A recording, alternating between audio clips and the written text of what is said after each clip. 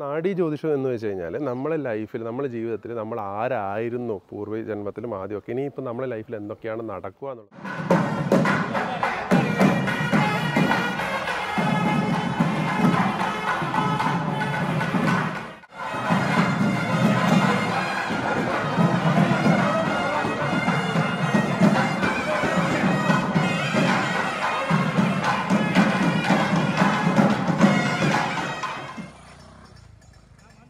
Hi hello. അപ്പോൾ ഇന്നത്തെ video എന്ന് വെച്ചാൽ നമ്മൾ വൈദ്യേശ്വരം കോവിലിനെ കുറിച്ചാണ്. തമിഴ്നാട്ടിലാണ് ഈ കോവിൽ സ്ഥിതി ചെയ്യുന്നത്.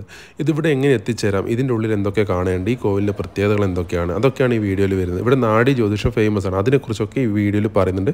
ഫുള്ളായിട്ട് വീഡിയോ കാണും. ഓക്കെ, അപ്പോൾ നമ്മൾ കയറുമ്പോൾ തന്നെയുള്ള മെയിനായിട്ടുള്ളൊരു എൻട്രൻസ് ആണ് ഈ കാണുന്നത്. ഒരുപാട് കൊത്തുപണികളാൽ നിർമ്മിക്കപ്പെട്ടിട്ടുള്ളത്. അതിൽ തന്നെ സാധാരണ കൊത്തുപണികളല്ല, നല്ല കളറ് കൊടുത്തിട്ട് ഒരുപാട് നല്ല ഭംഗി തന്നെയാണ് ഇത് തീർത്തിട്ടുള്ളത്. ഇത് കണ്ടുകൊണ്ടാണ് നമ്മൾ ഉള്ളിലേക്ക് കയറേണ്ടത്. ഉള്ളിലേക്ക് കയറുമ്പോൾ ഇവിടെ ഇവർ പ്രസാദം കൊടുക്കുന്നുണ്ട്. പ്രസാദം എന്ന് പറഞ്ഞിട്ട് ഈ കളർ ലഡുവും പിന്നെ മുറുക്ക് അങ്ങനെയൊക്കെയുള്ള പരിപാടിയാണ്. അപ്പോൾ നമ്മളിവിടെ എത്തിയ സമയത്ത് എന്ന് വെച്ചാൽ ഉച്ചയായിട്ടുണ്ടായിരുന്നു. അപ്പോൾ നട പൂട്ടിയിട്ടാണ് ഉണ്ടായത്. അപ്പോൾ ഇവിടെ നമുക്ക് ഇരിക്കാനുള്ള സൗകര്യമുണ്ട്. ഇരിക്കാനുള്ള സൗകര്യം എന്ന് വെച്ചാൽ നല്ല വിശാലമായ നടപ്പാതയാണ് ഈ കാണുന്നത്, നമ്മൾ കോവിലിലേക്ക് കയറാനുള്ള. അപ്പോൾ ഇവിടെ നമുക്ക് കിടക്കാനും വിശ്രമിക്കാനും ഒക്കെയുള്ള സ്ഥലങ്ങൾ അവിടെ ലഭ്യമാണ്. വൈദ്യേശ്വരൻ ടെമ്പിളിൽ നിന്ന് തൊഴുതിട്ട് അവിടെ നിന്ന് കോവിലിൽ നിന്ന് പുറത്തേക്ക് ഇറങ്ങി ഇനിയിപ്പോൾ ഇതിൻ്റെ ചുറ്റുവട്ടത്ത് ഇങ്ങനെ നടന്നുകൊണ്ടിരിക്കുന്നതാണ് കേട്ടോ. ഈ അമ്പലത്തിന് ഒരുപാട് പ്രത്യേകതകളുണ്ട്. ആ ഓരോ പ്രത്യേകതകൾ കാര്യങ്ങളൊക്കെ ആയിട്ട് ഞാൻ ഡീറ്റെയിൽ ആയിട്ട് തന്നെ ഞാൻ പറഞ്ഞുതരാം. അപ്പോൾ ഇപ്പോൾ ഈ അമ്പലത്തിന് നമ്മൾ ചുറ്റുവട്ടത്ത് കാണുന്നില്ല. ഇവിടെ എൻ്റെ തൊട്ട് ബേക്കിലാണ് കൊടിമരം. ഇതിൻ്റെ ബേക്കിൽ ഇതാണ് മെയിൻ എൻട്രൻസ് എൻ്റെ പിറകിൽ കാണുന്നത് കേട്ടോ. അപ്പോൾ നമ്മൾ ഈ അമ്പലത്തിന് ചുറ്റിങ്ങനെ നടക്കുന്നതാണ്. ഈ അമ്പലത്തിൽ നിന്ന് ഇവിടെ ഷൂട്ട് ചെയ്യുന്നതിന് ഇതിനായിട്ടൊരു പ്രശ്നം ആരും പറഞ്ഞിട്ടൊന്നുമില്ല, അതുകൊണ്ട് ഞാൻ ഷൂട്ട് ചെയ്യുന്നതാണ്. അപ്പോൾ ഷൂട്ട് ചെയ്യുന്നത് വെച്ചാൽ പറഞ്ഞു കഴിഞ്ഞാൽ ഞാൻ ഷൂട്ട് ചെയ്യും കേട്ടോ, അത് വേറെ കാര്യം. എനിക്ക് പറ്റുന്നെടുക്കുന്നതാണ് ഞാൻ ഷൂട്ട് ചെയ്യും.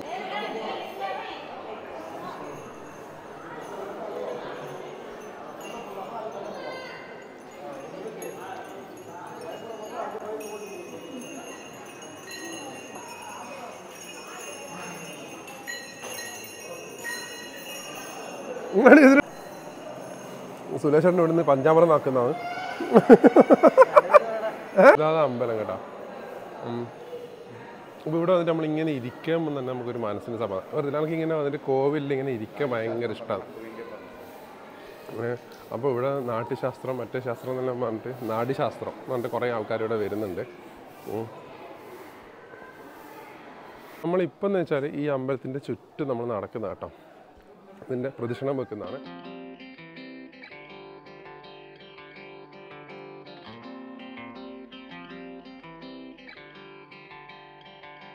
അപ്പോൾ ഞാനിപ്പോൾ ഉള്ളത് വൈദ്യേശ്വരൻ ടെമ്പിളിലാണ്. വൈദ്യേശ്വരൻ ടെമ്പിളിൻ്റെ പ്രത്യേകത എന്ന് വെച്ച് കഴിഞ്ഞാൽ ഇവിടുത്തെ ഐതിഹ്യം പറയുകയാണെന്നുണ്ടെങ്കിൽ ശിവന് അസുഖം വന്നേരം ചികിത്സിച്ച അമ്പലം, അതായത് ചികിത്സിച്ച സ്ഥലമാണ് ഈ അമ്പലം വൈദ്യേശ്വരൻ ടെമ്പിളായിട്ട് മാറിയിട്ടുള്ളത്. അപ്പോൾ ഇവിടുത്തെ പ്രത്യേകത എന്ന് വെച്ചാൽ ഇവിടെ വന്നിട്ട് പ്രാർത്ഥിച്ചു നമുക്ക് ശരീരത്തിലുള്ള എന്തെങ്കിലും ഒരു വേദനകളോ കാര്യങ്ങളോ എന്തെങ്കിലും അസുഖം ഉണ്ടെന്നുണ്ടെങ്കിൽ ഇവിടെ വന്നിട്ട് ഉപ്പും പിന്നെ ഈ കുരുമുളകും ഇട്ടിട്ട് പ്രാർത്ഥിച്ച് കഴിഞ്ഞ് കഴിഞ്ഞാൽ, പിന്നെ വെല്ലവും കൂടി ഉണ്ടല്ലേ, വെല്ലവും കൂടി ഇട്ടിട്ട് പ്രാർത്ഥിച്ച് കഴിഞ്ഞാൽ ആ അസുഖങ്ങളും കാര്യങ്ങളൊക്കെ മാറുന്നുള്ളതാണ് ഇവിടുത്തെ ഐതിഹ്യം വരുന്നത്.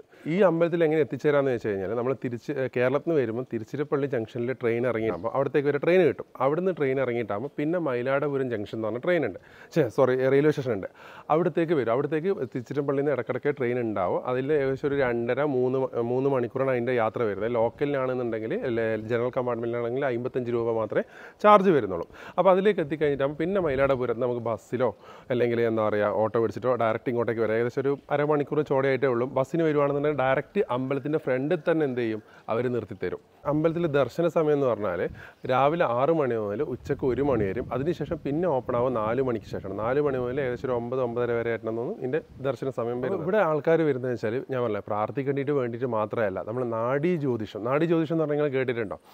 ചില ആൾക്കാർ കേട്ടിട്ടുണ്ടോ, ചില ആൾക്കാർ കേട്ടിട്ടുണ്ടാവില്ല. ഇല്ലാന്നുണ്ടെങ്കിൽ ഒന്ന് ഞങ്ങൾ യൂട്യൂബിൽ അല്ലെങ്കിൽ ഗൂഗിളിലൊക്കെ സെർച്ച് ചെയ്ത് നോക്കിയാൽ നിങ്ങൾക്ക് അതിനെക്കുറിച്ച് ഡീറ്റെയിൽ ആയിട്ട് പറയാൻ പറ്റും. ഞാൻ ജസ്റ്റ് ചുരുക്കിയിട്ട് പറഞ്ഞുതരാം. നാഡീ ജ്യോതിഷം എന്ന് വെച്ച് കഴിഞ്ഞാൽ നമ്മളെ ലൈഫിൽ നമ്മുടെ ജീവിതത്തിൽ നമ്മൾ ആരായിരുന്നു പൂർവ്വ ജന്മത്തിലും ആദ്യമൊക്കെ ഇനിയിപ്പോൾ നമ്മുടെ ലൈഫിൽ എന്തൊക്കെയാണ് നടക്കുക എന്നുള്ളതൊക്കെ പറയുന്നതാണ് നാഡീ ജ്യോതിഷം എന്ന് പറയുന്നത്.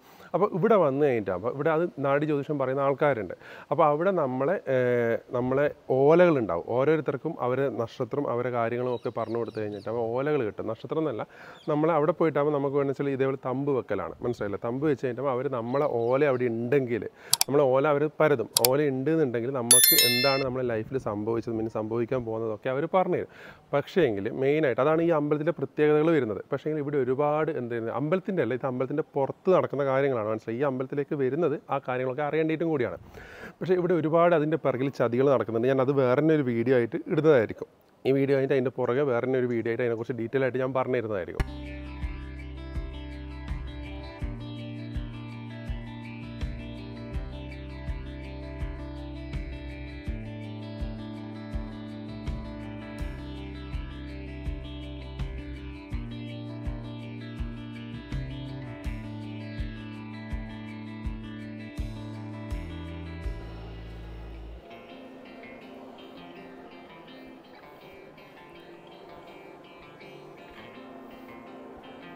ഇതാണ് നമ്മുടെ അമ്പലത്തിൻ്റെ ബാക്ക് സൈഡാണ് ഈ കാണുന്നത് കേട്ടോ.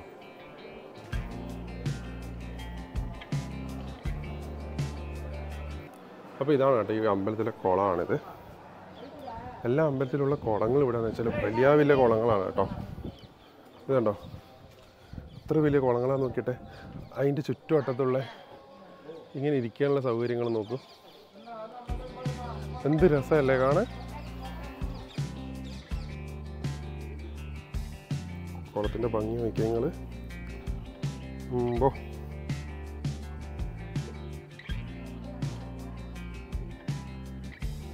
4 സൈഡ് ഇതേപോലെ കേട്ടോ.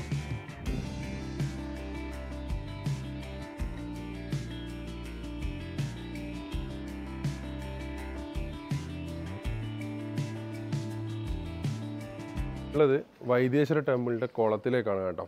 ഇവിടെ വരുന്ന ആൾക്കാർ ഈ അമ്പലത്തെ കുളത്തിൽ കാല് കഴുകിയിട്ട് ഉള്ളിലേക്ക് കയറുന്നുണ്ട്. അവിടുന്ന് നിങ്ങൾ നോക്കി അങ്ങോട്ടേക്ക് ഒന്ന് കാണിച്ചു കൊടുക്കുക.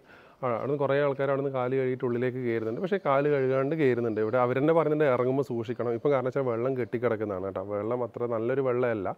പക്ഷേ എങ്കിൽ എന്ത് ചെയ്യുന്നത് വെച്ചാൽ കഴുകേണ്ടവർ കഴുകുന്നുണ്ട്, അല്ലാത്തവർ നേരെ അമ്പലത്തിലേക്ക് കയറുന്നുണ്ട്. പക്ഷേ കുളം എന്തുകൊണ്ടും വെള്ളം ഈ ഇവിടെ കുറച്ച് കെട്ടിക്കിടക്കുന്നുണ്ടെന്നുണ്ടെങ്കിലും കുളം കാണാൻ വേറെ തന്നെ ഒരു ഭംഗിയാണ് കേട്ടോ.